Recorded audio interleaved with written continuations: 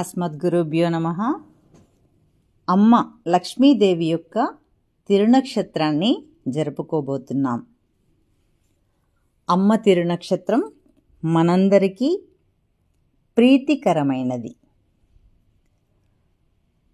మనం సంకల్పంలో భాగవత ప్రీత్యర్థం అని చెప్పి చేసే షోడశోపచార పూజలైన ఆవాహన, ఆర్ఘ్యం, పాద్యం, ఆచమనీయం, దీపం, నైవేద్యం, ధూపం, మంగళాశాసనం లాంటి తదితర సేవలన్నింటిలో మనం అమ్మ ప్రీతి కోసం ఆచరించే సేవ ఏమిటి అని